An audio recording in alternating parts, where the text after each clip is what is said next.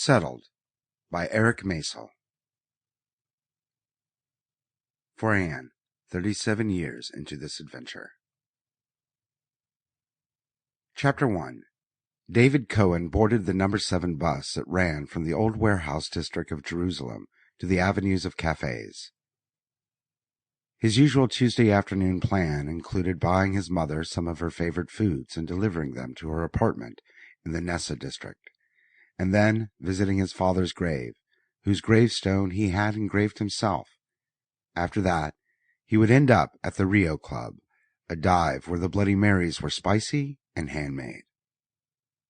Cohen had sculpted all morning and most of the early afternoon at his live-in work studio in West Jerusalem. Now, as he boarded the bus, he thought about his upcoming trip to America. He'd get to visit his daughters in San Francisco, where they lived with his ex-wife, make preparations for his annual show at the Weston Gallery, and tend to his growing Asia business. Then he'd fly off to New York to network with the Manhattan art crowd and make a personal appearance at the Wayne Phillips Gallery, where Wayne was hosting the 5th annual one-man show of Cohen sculptures. In New York, where he had 2 or 3 shows a year, Cohen intended to meet with collectors, curators, gallery owners, with anyone who wanted to visit, interview him, or just chat. By working at the business of art, Cohen had managed to keep his prices high even in the down years of the art market.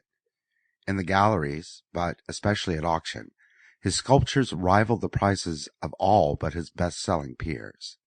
The bus rumbled over cobblestones, throwing passengers this way and that. Then it stopped abruptly. It stayed stopped, and after a minute its doors whined open. Grumblings began. One Jew began praying as if God had an interest in this stalled bus.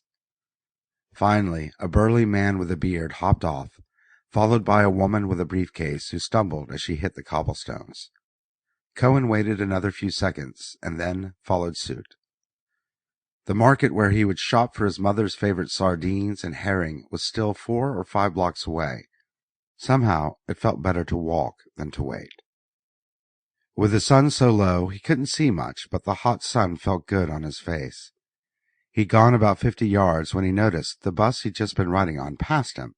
So, God had decided to lend a hand. Cohen smiled and watched the bus pull up to its next stop 100 yards ahead of him.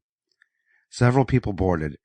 Among them was a pregnant Arab woman whose shape confounded Cohen a little. He'd studied bodies his whole life, and there was something about her distended stomach. Sample complete. Ready to continue?